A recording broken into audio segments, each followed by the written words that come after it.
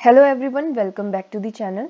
जैसे कि हमने बात करी थी, एल्गी के अंदर 3 तरीके से रिप्रोडक्शन देखा जाता है। We have completed vegetative reproduction in algae. In this lecture we are starting with the asexual reproduction in algae. Okay, so let's proceed. Asexual reproduction कहने का मतलब ये होता है कि यहाँ पे गैमेट फॉर्मेशन नहीं होगा और बेसिकली स्पोर्स यहाँ पे फॉर्म होंगे और उसी से एक न्यू प्लांट जो है जनरेट होगा।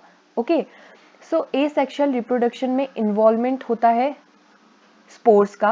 और स्पोर्स कैसे होते हैं? नेकेड भी हो सकते हैं और न्यूली वॉल्ड हो सकते हैं। ठीक है, it is a process of rejuvenation of the protoplast without any sexual fusion. Protoplast क्या होता है? Cell without cell wall. Okay, ऐसी सेल जिसके पास सेल वॉल प्रेजेंट नहीं होती है, cell without cell wall. Okay, तो उसको बोलते हैं प्रोटोप्लास्ट। तो यहाँ पे क्या होता है? प्रोटोप्लास्ट का फॉर्मेशन तो होता है लेकिन यहाँ पे कोई भी सेक्सुअल फ्यूजन नहीं देखा जाता है। Each and every spore germinates into a new plant. तो यहाँ पे नए प्लांट को फॉर्म कौन कर रहा है एसेक्सुअल रिप्रोडक्शन की कंडीशन में? मेन हीरो जो होता है या मेन रोल जो प्ले करता है वो स्पोर होता है, जिससे कि एक नया प्लांट जर्मिनेट होता है। In this method there is no alternation of generation, यानी कि कोई भी स्विचिंग नहीं देखी जाएगी लाइफ साइकिल के अंदर। अगर कोई प्लांट हैप्लॉइड कंडीशन में जर्मिनेट हो रहा है तो पूरा का पूरा लाइफ साइकिल जो होगा हैप्लॉइड ही होगी। अगर कोई प्लांट डिप्लॉइड कंडीशन से जर्मिनेट हो रहा है तो उसमें कोई भी बीच में स्विच होके हैप्लॉइड कंडीशन नहीं देखी जाएगी, पूरी लाइफ साइकिल में डिप्लॉइड कंडीशन ही देखी जाएगी। यहाँ पे बहुत सारे तरीके के स्पोर्स देखे जाते हैं एसेक्सुअल रिप्रोडक्शन की। जब हम बात करते हैं उसमें पहला है जू स्पोर्स। जू स्पोर्स का मतलब ये है कि ये यहाँ पे मोटाइल कंडीशन देखी जाती है। मोटाइल स्पोर्स हमें कहाँ पे देखने को मिलते हैं? जब उसमें फ्लैजिला प्रेजेंट होंगे। तो ये नेकेड होते हैं एंड इनके पास 2, 4 या फिर बहुत सारे फ्लैजिला देखे जाते हैं। इसी वजह से इसे क्या कहा जाता है? बाय, क्वाड्री और मल्टी फ्लैजिलेटेड जू स्पोर कहा जाता है। बाईफ्लैजिलेटेड जू स्पोर जो होते हैं ये हमें देखने को मिलता है क्लेमाइडोमोनास के अंदर, यूलोथ्रिक्स और एक्टोकार्पस के अंदर। क्वाड्री फ्लैजिलेट का मतलब होता है जिसमें 4 फ्लैजिला प्रेजेंट होंगे। तो ऐसे जू स्पोर हमें कहाँ मिलते हैं? यूलोथ्रिक्स के अंदर देखने मिलते हैं। मल्टी फ्लैजिलेटेड जू स्पोर जो होते हैं इसका एग्जाम्पल होता है oedogonium. But the multinucleated and multiflagellated zoospore are found in vaucheria. यहाँ पे देखा जाता है जिसमें बहुत सारे न्यूक्लियस प्रेजेंट होंगे और बहुत सारे फ्लैजिला प्रेजेंट होंगे। ऐसी कंडीशन वाउचीरिया के अंदर देखी जाती है और इस कंडीशन को कहा जाता है सिन जू स्पोर। ये इंपॉर्टेंट पॉइंट है। Each zoospore has a chloroplast and an eye spot. ठीक है, जितने भी जू स्पोर प्रेजेंट होते हैं उनके पास क्या होता है? क्लोरोप्लास्ट तो प्रेजेंट होता है, यानी फोटोसिंथेसिस होगा उसमें, और एक आई स्पॉट प्रेजेंट होता है। The Jew spores may be either haploid or diploid। ठीक है, तो अगर कोई जू स्पोर है वो हैप्लॉइड कंडीशन से जर्मिनेट हो रहा है तो उसकी लाइफ साइकिल हैप्लॉइड ही होगी। वहां पे कोई भी ऑल्टरनेशन नहीं होगा, स्विचिंग नहीं होगी कि हैप्लॉइड से डिप्लॉइड में चला गया, ऐसा नहीं होगा। ठीक है, और डिप्लॉइड है तो पूरी लाइफ साइकिल जो होगी वो डिप्लॉइड ही रहेगी। They are formed within the zoosporangium. यहाँ पे दिखाया हुआ है जू स्पोरेंजियम। इस तरीके से एक सैक लाइक स्ट्रक्चर है जिसके अंदर बहुत सारे जू स्पोर्स प्रेजेंट है। ये क्या होता है? फेवरेबल कंडीशन में बर्स्ट होता है और इससे सारे के सारे स्पोर्स जो हैं वो लिबरेट हो जाते हैं। मे बी सिंगल जू स्पोर, एग्जांपल है ऊडोगोनियम। मेनी जू स्पोर्स, एग्जांपल क्लेडोफोरा। पर जू स्पोरेंजियम, तो जू स्पोरेंजियम जो है उसके अंदर देखा जा सकता है एक सिंगल जू स्पोर भी प्रेजेंट हो सकता है या फिर मेनी जू स्पोर्स भी यहाँ पे देखे जा सकते हैं।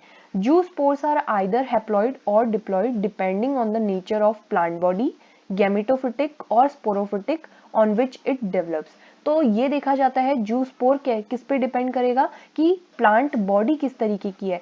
या तो वो गैमेटोफिटिक है यानी हैप्लॉइड कंडीशन में होगी तो प्लांट जो है पूरा लाइफ साइकिल अपना हैप्लॉइड तरीके से कंप्लीट करेगा। स्पोरोफिटिक यानी डिप्लॉइड अगर प्लांट बॉडी है तो पूरी लाइफ साइकिल स्पोरोफिटिक होगी। The zoospores are liberated either by disintegration of the zoosporangial wall और by the formation of an apical pore on the zoosporangium. तो इस तरीके से या तो यहाँ पे क्या होगा, जो जू स्पोरेंजियम है वो एक ऊपर से स्पोर बना लेगा, यानी एक होल होगा जिससे कि सारे जूस्पोरेंजिया जो है बाहर निकल जाएंगे, या फिर यहाँ पे क्या होगा, डिसइंटीग्रेशन होगा जूस्पोरेंजियम का, जिससे सारे जूस्पोर्स जो है लिबरेट हो जाएंगे। After liberation of zoospores swim for a while, then withdraw the flagella, insist and ultimately germinate into new plants। यहाँ पे देखा जाता है ये germinate कर जाते हैं एक new plants के अंदर favorable condition के अंदर। Next है aplanospores।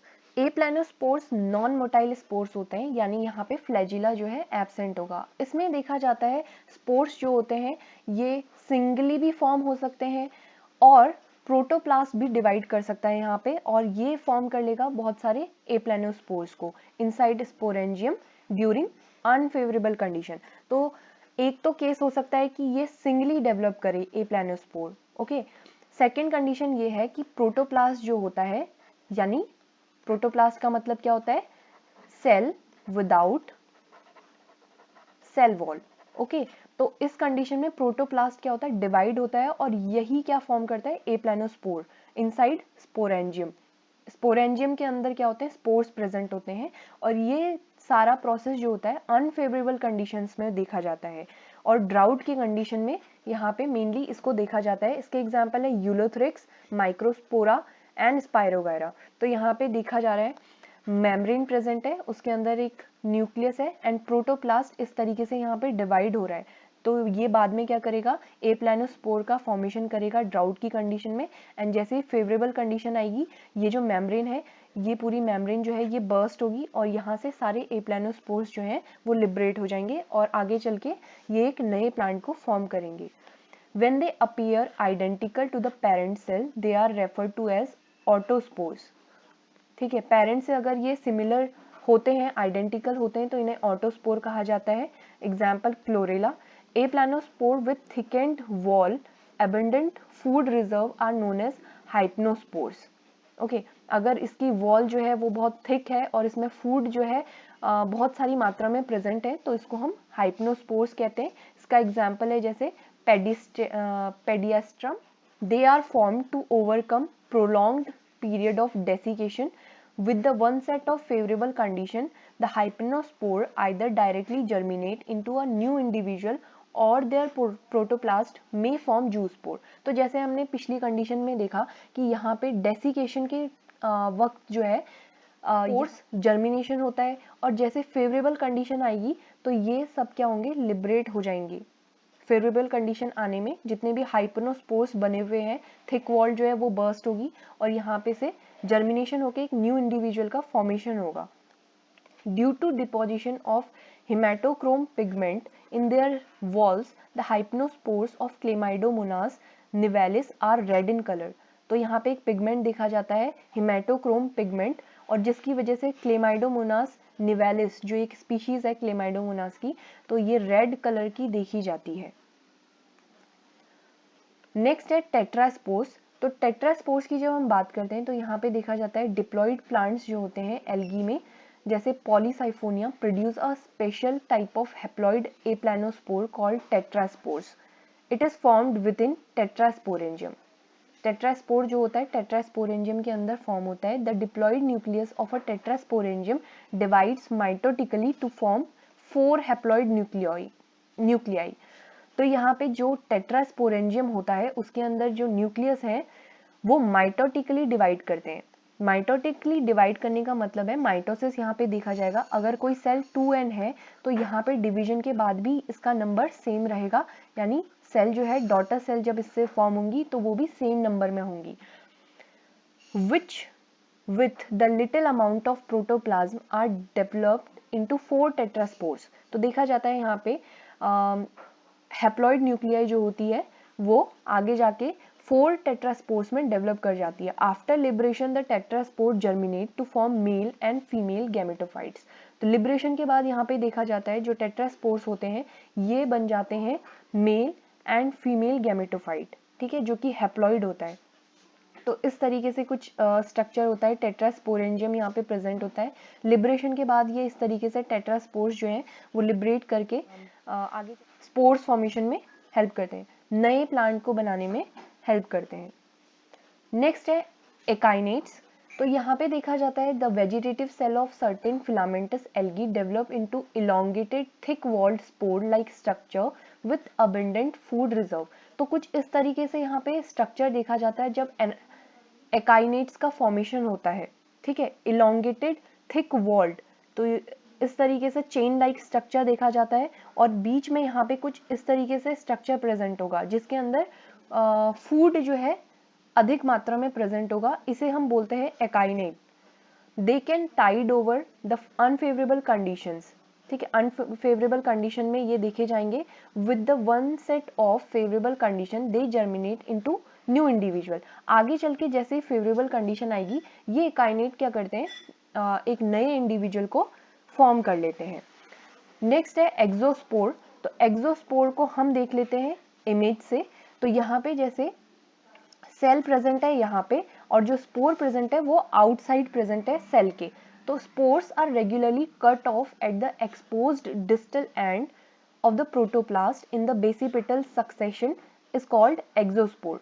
तो यहाँ पे क्या होता है, सेल के बाहर जो है डिस्टल एंड में स्पोर प्रेजेंट होता है and spore aggregate in groups and develop into new colonies, example chamaesiphon. तो इस तरीके से यहाँ पे स्पोर जो होता है प्रोटोप्लास्ट के बाहर अटैच रहता है और यहीं पे एक कॉलोनी बना के प्रेजेंट होता है। नेक्स्ट है एंडोस्पोर। एंडोस्पोर के केस में क्या होता है, प्रोटोप्लास्ट के अंदर ही जो स्पोर है वो प्रेजेंट होगा और यहाँ पे क्या लिखा हुआ है कि spore formed by the divisions of mother protoplast. तो यहाँ पे जो डिवीजन होगा वो प्रोटोप्लास्ट के अंदर देखा जाएगा और उसी वजह से यहाँ पे स्पोर जो है वो इनसाइड द सेल प्रेजेंट होगा। They are also called conidia और गोनिडिया, ठीक है। ये इंपॉर्टेंट है, एंडोस्पोर की कंडीशन में जो स्पोर्स प्रेजेंट है उसी को हम क्या कहते हैं, कोनिडिया या फिर gonidia. They are the set free after the dissolution of mother veil.